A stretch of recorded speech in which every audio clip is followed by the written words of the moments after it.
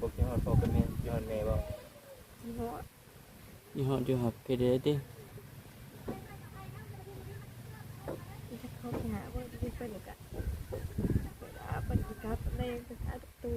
แม่นบ่ เฮ็ดใช่ อัดประตูใส่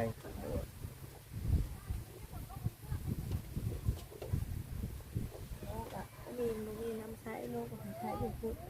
บ่มีน้ำใส่ โดย เนาะกับลูกกับเต้าเด้นี่เนาะนี่แหละสาเหตุที่ว่าบางผู้บางคนบางครอบครัวจึงปุ๊บหนีไปอยู่บนไม้นะ เขาหาเครื่องไปตลาดเห็นพ่อแม่ไอ้น้องเขาดื้อกันน้องเป็นแบบเป็นแบบนั้นแหละมันเป็นไปก็ได้ แต่อยู่คืออยู่ซื่อๆนี่โมเมนต์ของเจ้านะ มีพ่อแม่สายไฟติดต่อแล้วคือตัดเอิร์ด อ้าว บ่มีหยังเลย เห็นคนได้ชื่อคนเก่าไปที่เพื่อน เป็นเสียเดียวหมอหนึ่งหมอแกง หมู่หนึ่งหมู่เก่งอะมาสุดก่อนดิ สามารถก่อนเพื่อนไปรถ เอ้า เอาคือถ้าหากว่าผู้รักผู้ใหญ่เป็นนางทางอยู่แบบนี้เจ้าจะให้เป็นชอยหยังนุกเมื่อขึ้นก็บอกออกจากใจ ช่วยนะ อ่า น้องอยากไปที่อยู่น้องโมอยากอยู่ฝั่งนี้ บ่อยากอยู่นี่ บอก พ่อกับแม่ เป็นหรอกครับพ่อกับแม่ คิดฮอดอยู่ เนาะเอง แต่ แต่เฮาอันนั้นเพิ่นบ่ได้เพิ่นบ่นำ ทำบ่น เพิ่นก็คือสิอยากให้น้องหนีจากนี้แหละ ำก็ได้คิดว่าท่านผู้ใหญ่เป็นเบิ่งอยากไปอยู่บนไม้ที่ของตัวเองบ่มีบ่อยู่น้องบ่มีหยังเลย บ่มีหยังเลยส่วนมันเพิ่นก็ที่น้องปลูกไปตอนนั้นเพิ่นก็ยึดคืน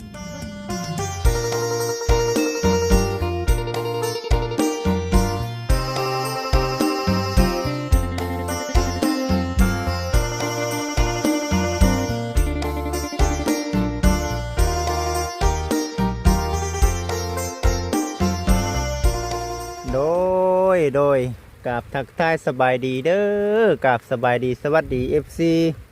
ทุกท่านพบพ่อกับบ่จิตอุทุมพรคือเก่าอีกเช่นเคยมื้อนี้วันนี้เด้อพ่อแม่พี่น้องเด้อทางบ่จิตเองเนาะได้มาอัปเดตเฮือนซานบ้านช่องของทางสาวปงเนาะข่าวตะกี้น่ะมาช่วยเหลือเพิ่นอยู่เป็นอันน่ะเอาว่าใส่ถุงอยู่เป็นเจ้าเจ้าก็เอาเข้าไหนก็สิเป็นหยังแมนก็พอดีว่ามื้อนี้สิมาอัปเดตเบิ่งแต่คราวตะกี้น่ะเพิ่นเป็นแม่ห้างเด้พี่น้องเอ้ยมาถามไทยเบิ่งมื้อนี้ก่อนเพิ่นมานแล้วบ่หรือว่าจังใดเนาะมื้อนี้ก็โอ้ยฝนตกแล้วพี่น้องเอ้ยนี่เนาะฟ้าฝนส่วนละประทานฟ้าฝนคือว่าตกน้ำแทะอันนี้พี่น้องเอ้ยเนาะพุ่นพี่แทะอันนี้เนาะใช่น่ะล่ะลงมานั่งน้ำแม่ดูหะเอิ้นไปเนาะเอิ้นลูกเต้ามานั่งน้ำเอาเด้อสบงสบายดี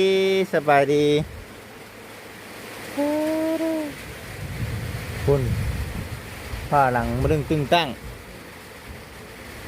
ลูกชายสบายดีด้วยล่ะสบายดี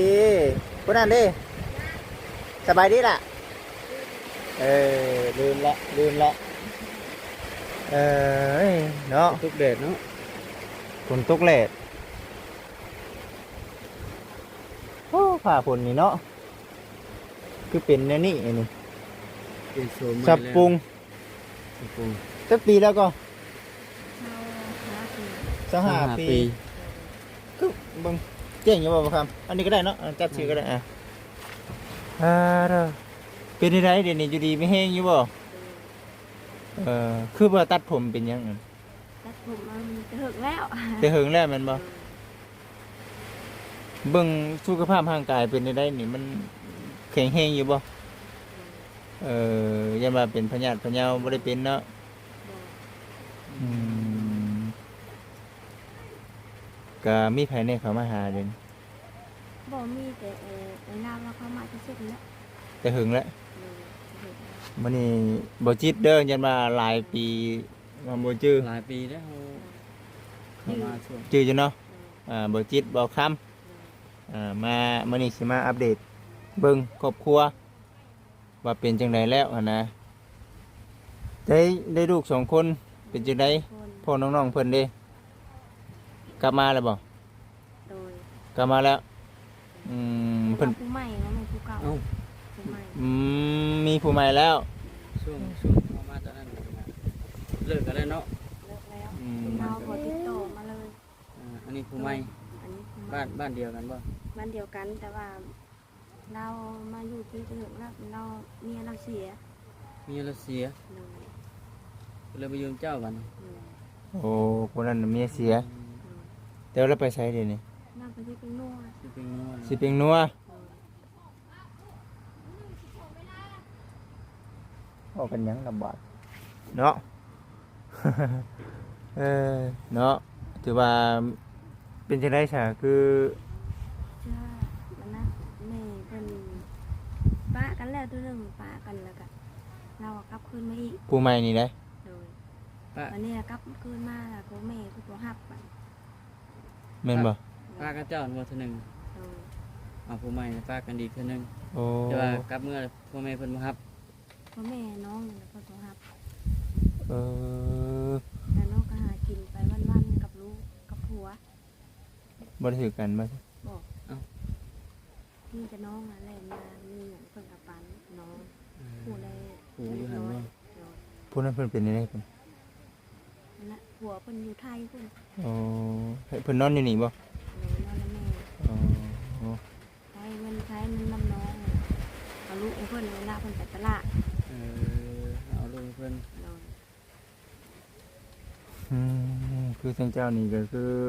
ทั้งอยู่กับผัวเงินนำกันเอ่อ เฮ็ดทานอยู่นี่เนาะใกล้ๆนี่เนาะ เลย เป็นเดือนบ่ได้เป็นวัน เป็นวัน วันละเท่าไหร่ วันละแสนปลาย อืม พอได้กิน มาอัปเดตเบิ่งพี่น้องเอ้ยเนาะมาเยี่ยมมายามกันฟังเรื่องราวเพิ่นเว้าเนาะถือว่ายังลำบากคือเก่าอยู่ ลำบากคือเก่าเดี๋ยวนี้แห้งนัก นัก โดยน้องกันไปเฮ็ดน้ำเพิ่นนักแล้วก็บ่ได้ เป็นได้เด่น ที่ผ้าเลย2 เดือนปะ เจ้าเสื้อผ้าบ่เลยโอ้แล้วก็คืออยู่นำกันสำนี้เนาะ นี่คือโดย แม่นบ่ โดย ยังบ่ได้ขอ ยังเอ้ยเพิ่นก็หาสิเสียนี่หาเงินได้เพิ่นน่ะน้องว่า บ่ได้ก็ เอ้ยของผัวเจ้าอ่อนบ่ โดย โอ้เอ้ยเราเสีย เวลาเสีย โอ้บัดนี้เราไปอยู่พุ่นเนาะเราไป เราก็เมื่อเที่ยวมา เที่ยวเมืองเที่ยวมาเนาะ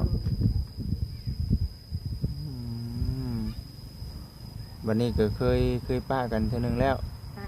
มาหายโอ้ยอันนั้นผูกแขนน้องน่ะน้องเว้าคือบ่เข้าไปจังพิดกันนั้นเราก็เมื่อ อ๋อ พิดกันกับเรา อืม มันเนี่ยกลับคืนมาแล้วพ่อแม่น้องบ่ฮับ พ่อแม่เจ้าบ่รับ บ่ได้ก็คือพอ ตามกันถ้าก็มื้อนี้ พอเฒ่ากับแม่เฒ่าบ่รับลูกเคยเนาะบ่ยอมรับลูกเคย แต่นี้ว่าปีน้องไปดาวมาอยู่บ้านลูกพ่อเตอ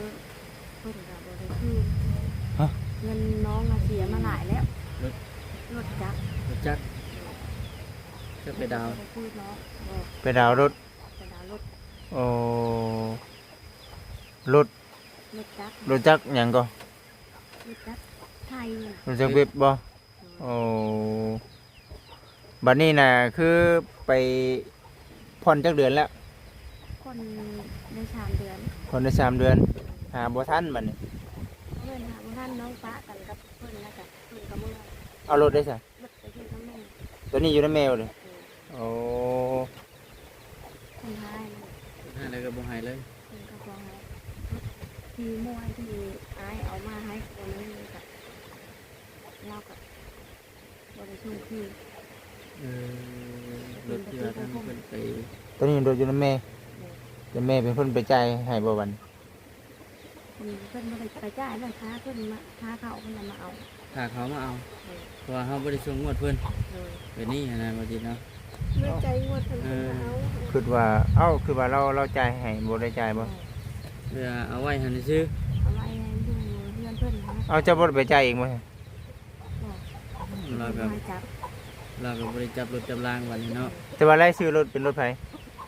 ชื่อน้องลายเป็นน้องครัวเพิ่น โอ้บ่สมมุติว่าเพิ่นเด้เนาะอ้ายเนาะอันนี้พี่น้องเอ้ย คือเก่าเนาะ ใจ มาชุดก่อนก็คือว่า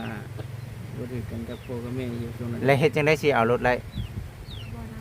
ฮะ ลดความสามารถ รถความสามารถแล้ว นี่แต่ปะ ปลารถเบิดน้ำรถเท่าไหร่แล้ว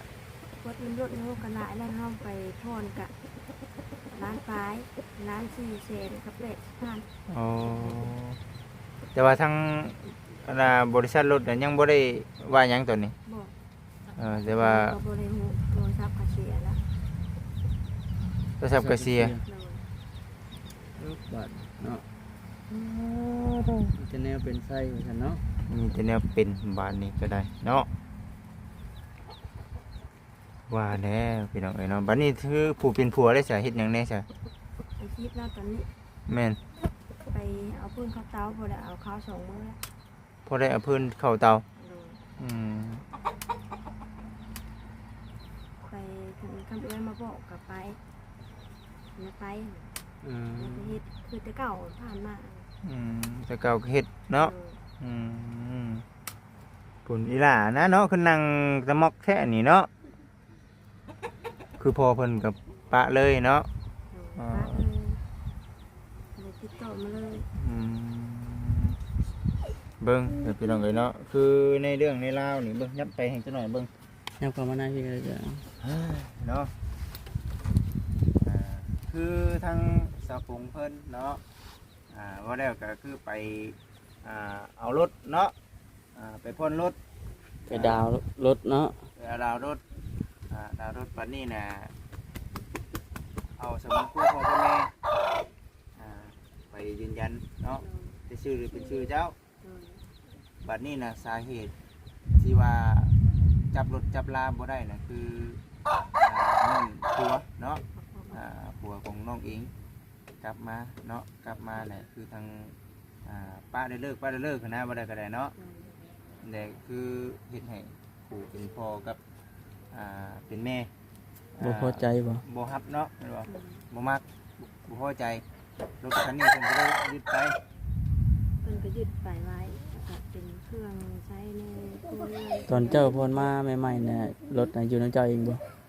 บอกตอนนั้นน้องเป็นบนไม้ใหม่ในร่วมน้อง ไปหันไปนี่ก็ขี่ไปปกติ เลย บัดนี้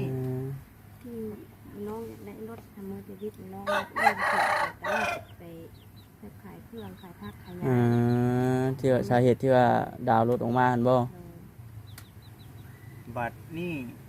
รถลาเพิ่นเอาไปแล้วก็บ่ได้จ่ายเงินเลย บอก เดือนเท่าไรเท่ารถ ร้านป่า เดือนละล้านไปเนาะพออันเพิ่นเอาไปประมาณจักเดือนแล้ว เป็นเอาไปบ้าน2 เดือน 3 เดือนแล้วเข้ามา อืม เพิ่นยึดรถไป แต่ว่าคือทางผู้เป็นพ่อเป็นแม่เป็นบ่ได้เสียหยัง อืม มีแต่ผู้เป็นน้องพี่เสีย เลย อืมเนาะกะตัวนี้ก็คือว่าเด้อพี่น้องเด้อเนาะมีแต่ในเรื่องของทางครอบครัวเพิ่นเนาะตัวนี้ทางบุญเองก็บ่สิว่าจังไดล่ะเนาะแต่ว่าบ่ฮู้ว่าสิเฮ็ดจังไดคือขอเพิ่นเด็ดเจือติแหละขอกับแม่เขาเองเพิ่นบ่ เพิ่น ว่าดอก เพิ่นปากนำอยู่เบิด เคยขอน้ำเพิ่นเด็ดเจืออยู่บ่ เพิ่นก็ต้องโต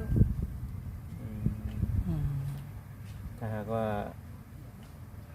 ผัวเราบ่อยู่เด้ผัวเจ้าบ่อยู่เด้จ้ะ บ่ฮู้ อืม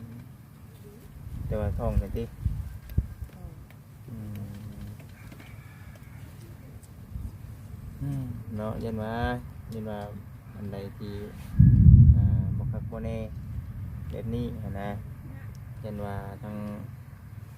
เฮาลองเว่าเพิ่นจับเจือว่าซั่นแต่ก็ช่าง2 เดือน 3 เดือนแล้วที่ว่าบ่ได้จ่ายงวดรถ โดย เอ่อ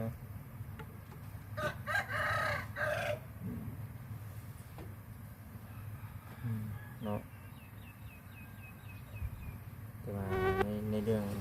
ของบริจาคนี่มันน้อยได้ในเรื่องเขาเจ้ามาเอาแท้ๆเนาะ โดย เขาเจ้ามาเอาแท้ๆถ้าบอกในนั้นได้เป็นยังไงเนาะทางเฉพาะทำไมคนบริจาคให้ในรกเนาะ แต่ให้ก็เป็นของเพิ่น เห็นปะ ถ้าสมมุติว่าเพิ่นไปจ่ายก็รถก็เป็นของเพิ่นอยู่แล้วเนาะนั่นนะ เนาะนั่นแหละเด็กเราเนาะมันมีจิตถึงจักชีว่าจังใดเนาะตัวนี้ก็ได้ตั้งใจมาอัปเดตเนาะ มาเยี่ยมมายาม เยี่ยมมายามมาเจอเรื่องราวแบบนี้เนาะในความเป็นจริงก็อยากให้ต้องมองลองกันนั่นแหละที่เราคืออยู่ใกล้กันครับพอแบบนี้เนาะปัจจุบัน คือดินดอนตอนหญ้าบอนเจ้าอยู่น่ะเพิ่นมีแบ่งให้แล้วบ่ได้ บ่ อยู่ซื่อ อยู่นำเพิ่นซื่อ อืม ขอเช่าน้ำเพิ่นทำมีร่างไฟ อืม เพิ่นก็บ่อยากให้มาเยี่ยมแหละ เป็นนี่ได้ ติดกับเพื่อนเพิ่นบ่ให้เฮาก็บ่มีชิดแล้ว พออยู่ไปก็อยู่ พออยู่ไป อื แต่ ม ว่าเฮาก็ หักบ่รู้หักบ่หักเยอะบ่ผัวเลยหักคือผัวเลย เฮาก็แค่ แพงพร้อม เลยลูกของน้องไงเมียแล้วเฮาก็เบิ่ง เออ สาเหตุที่คิดกันตอนนั้นน่ะคือเรื่องบ่เป็นเรื่องมีชื่อ โดย พอตัวแคนแบบนั้นในชื่อเนาะ โด ก็ ย กันมาเข้าใจกันในชื่อ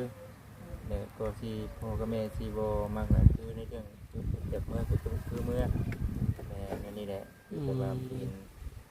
น่ะพอเฒ่าแม่เฒ่าพอกลับมาน่ะคือพ่อกับแม่ตอนนี้ก็พอใจนั่นแหละคือปกติแต่ว่าประเด็นมันเป็นอยู่ปัจจุบันนี้คือทางพ่อกับแม่เพิ่นก็ว่าหากว่ามีบนอยู่บนชาบนใหม่เนี่ยให้ไปอยู่บนอื่นรถ โดยอันนี้ก็ขอน้ำเพิ่นขอน้ำเพิ่นแล้วว่าเป็นประตูของพวกผมเป็นเสื้อผ้าแล้วให้เพิ่นก็เก็บเพิ่นก็ยึดเลยเบิด เอ้าน อนได้ไหม คนนอนย่างน้องก็เก็บไว้ที่เรือนน้องลงไปแล้วก็ใส่กระเจ อืม เนาะก็คิดว่าจะหนังมันต่ำเอาได้ปะเนาะเอานี่เนาะแต่นี่ก็ปิดได้พี่น้องเลยเนาะเจ้าจะออกไปยังไงพวกยังพอกันแม่ย้อนแม่บ่ เพราะ อยู่ฮอดอยู่หับก็ได้ติ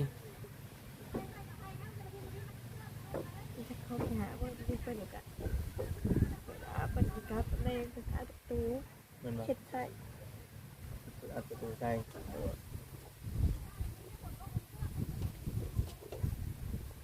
โอ้ก็มีน้ำใช้โลกก็ใช้อยู่พุทธ บ่มีน้ำใช่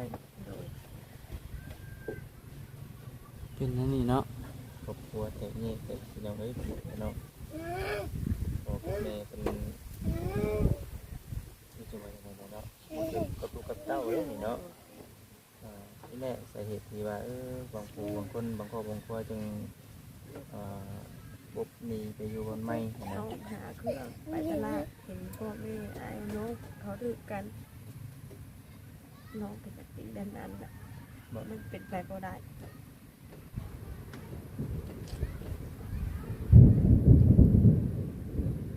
น้องก็คิดว่าพ่อกับแม่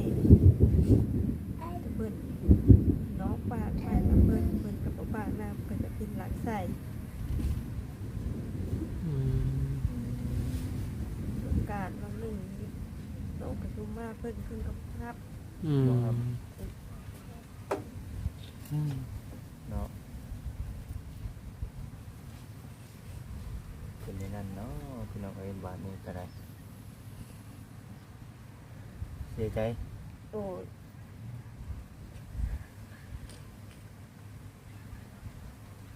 นี่ก็เป็นพี่น้องเอ้ยเนาะบัดนี้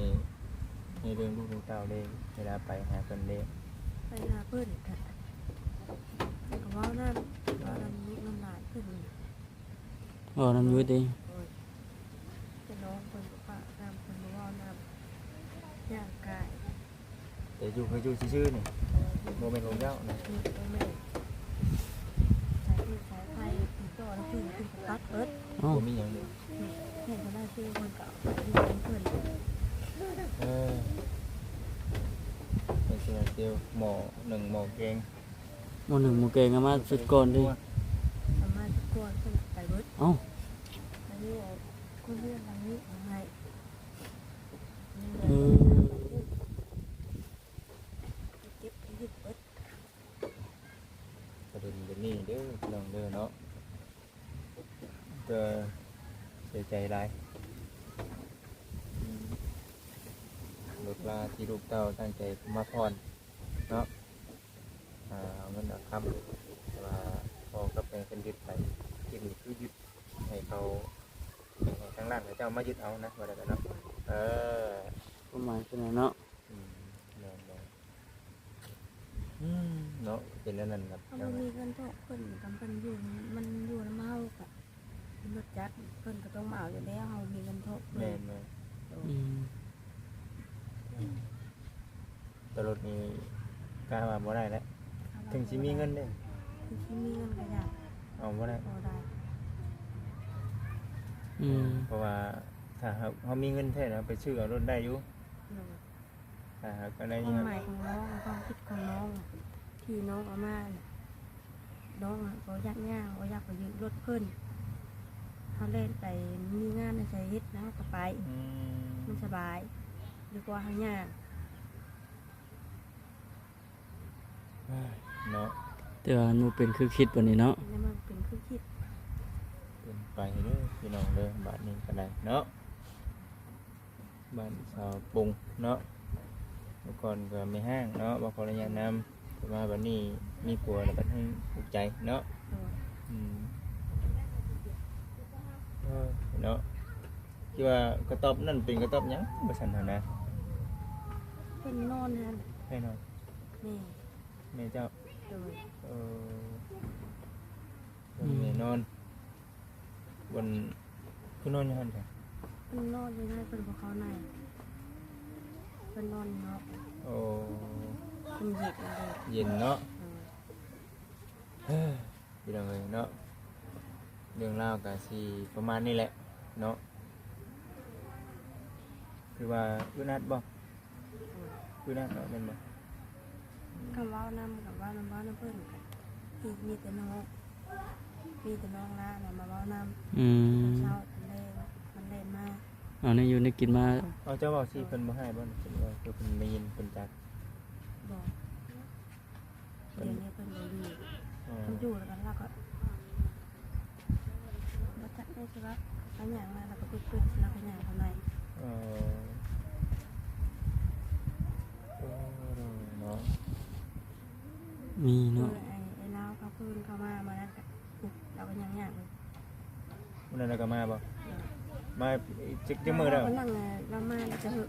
เติบแล้ว เริ่มแล้วแล้วฮู้เรื่องบ่เรื่องราวนี่ มาเราก็นั่งดุแล้วเขาไม่มาจะเห็นให้เรามาแล้วเราก็ย่าง ยังนี่เดี๋ยวว่ายังบ่ใช่ ย่างนี้ โอ้บ่ให้สัมภาษณ์นะโอ้เนาะแต่ว่าทั้งบ่เล่า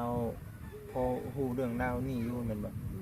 และพอเพิ่นมาสัมภาษณ์มีผู้หลักผู้ใหญ่เพิ่นช่วยพอมีช่วยแล้วเพิ่นเอาไปเครื่องของเพิ่นเอาไปแบบนี้นะถึงสิช่วยหยังก็ตามแต่เพิ่นเอาไปแม่นบ่นอกจากว่าเฮาไปอยู่ที่เฮาอยู่ไกลๆไปไล่บ่ในความคิด ได้ ก็มันอยู่ประเทศไงอยู่ไปแล้วมันก็ทุกข์ใจเนาะพ่อแม่ก็บอกว่าน้ำเฮามีแต่น้องคือ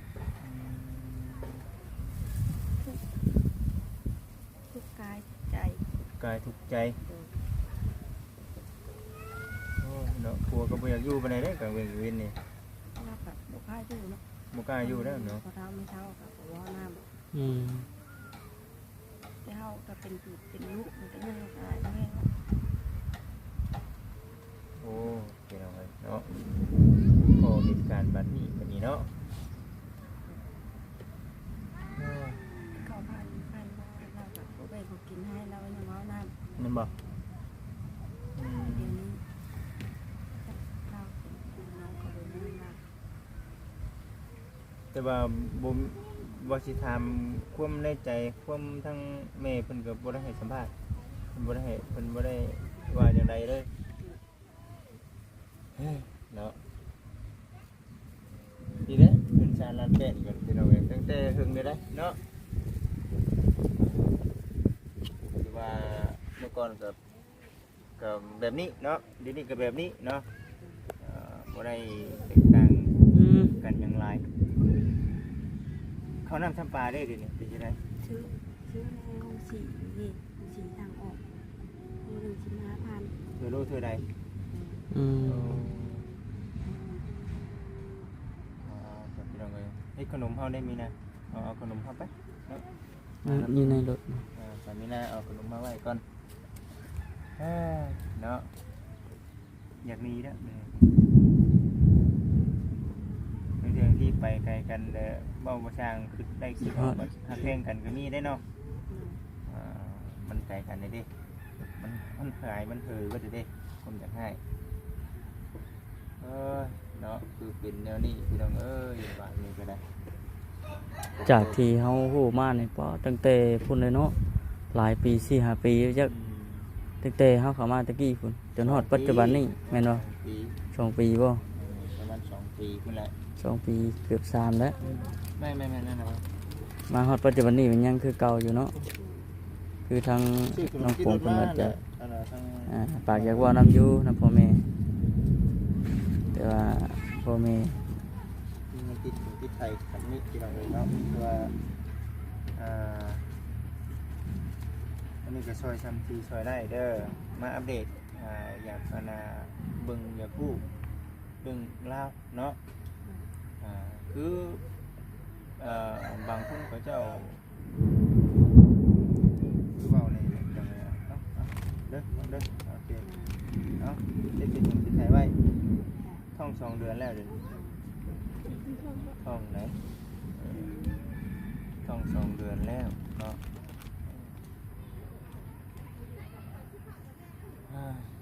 มันจะเป็นFC ประมาณนี้แหละแต่เนาะเป็นจังไดทั้งบ่จิตจังซี่มาบ่มาว่าใหม่เนาะ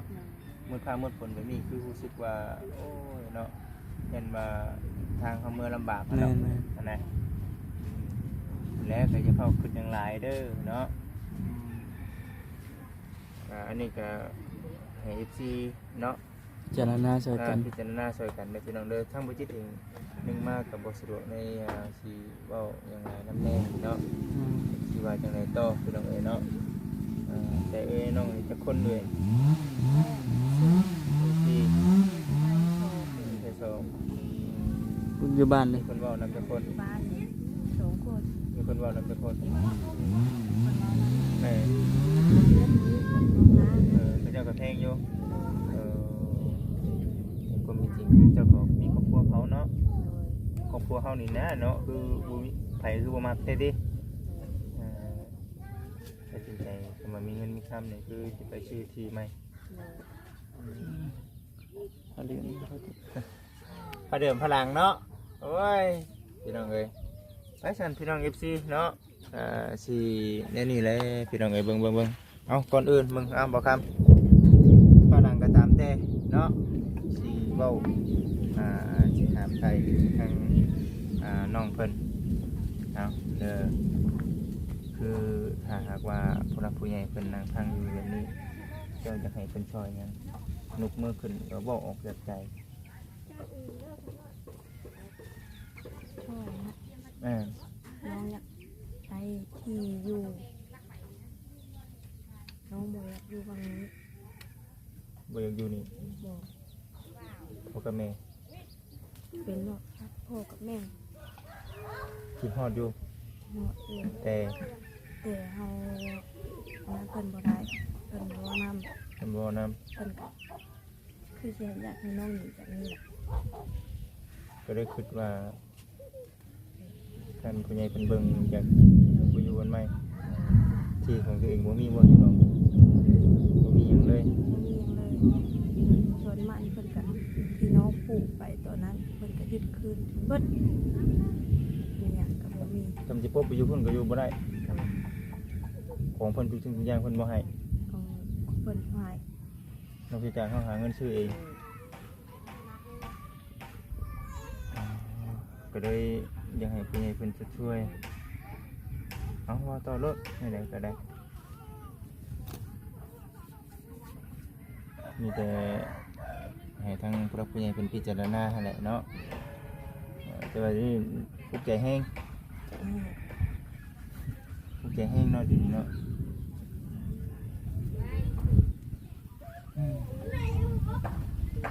พี่น้องเอ้ยเนาะสิประมาณนี้เด้อสวัสดีพี่น้องเด้อเนาะผิดพลาดประการใดก็ขอโทษขออภัยที่หลายๆอันนี้คือบ่จิตเองมาอัปเดตถามไทยเบิ่งเนาะความเป็นอยู่ของครอบครัวของแต่ละคนเนาะ กันบ่มาก็บ่ฮู้จำติ สำเร็จตามที่ว่าดูร่วงที่ว่าเขาเคยช่วยเหลือบางครอบครัวก็ล้มลุกคลุกคลานคือแบบนี้เลยตั้งใจพี่น้องเอ้ยเนาะผิดลูกผิดเมียผิดลูกผิดผัวผิดพ่อผิดแม่บัดนี้นอนรับอยู่ว่าแต่ละคืนมารับ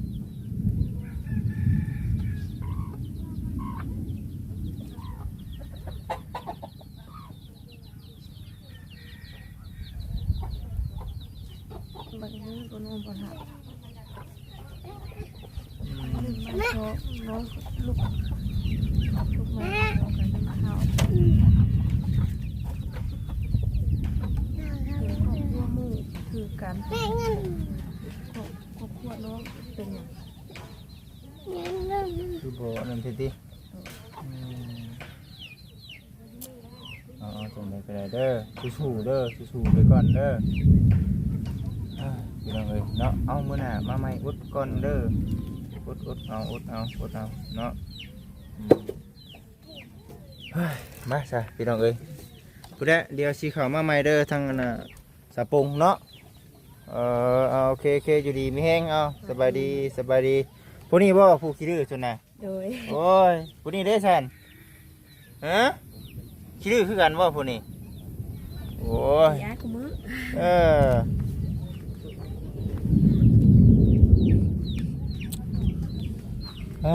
เนาะนี่แหละพี่น้องเอ้ยเนาะเพิ่นสารลานเป็นของทางสาวปงเพิ่นได้พี่น้องเอ้ยก็สิประมาณนี้แหละมื้อนี้วันนี้ก็มีบ่อึ่งนั่น มือแรง เออ โคมือแรงหลายเท่าไรอึ้งนะ โดยป้าสันพี่น้องเอ้ยเนาะคือสีประมาณนี้แหละเนาะเมื่อนี้วันนี้ทางบริษัทเองเด้อพี่น้องเด้อเนาะได้เข้ามาถามไทยเนาะในครอบครัวของสาวปงเพิ่นเด้อพี่น้องเด้อเนาะเราก็อุกใจหลายนะพี่น้องเบิ่งนี่เนาะอยากมีจากพ่อจากแม่เด้อพี่น้องเด้อเนาะอยากเฮ็ดอยู่แต่ว่ามันเฮ็ดบ่ได้เด้อพี่น้องเด้อเนาะเนื่องจากว่าจักสิหนีไปอยู่ไสพี่น้องเอ้ยปัจจุบันนี้ก็ได้คือกำลังใจให้เด้อพี่น้องเด้อเนาะสะปงเด้อสู้เนาะสำหรับคลิปนี้เนาะฝากคอมเมนต์พี่น้อง FC ทุกท่านผู้รักผู้ใหญ่พิจารณาเบิ่ง FC พิจารณาเบิ่งเด้อพี่น้องเด้อว่าเป็นแนวใดเนาะสำหรับคลิปนี้เนาะทางบริษัทเองก็ขอกล่าวคำว่าสบายดีเด้อพี่น้องเด้อ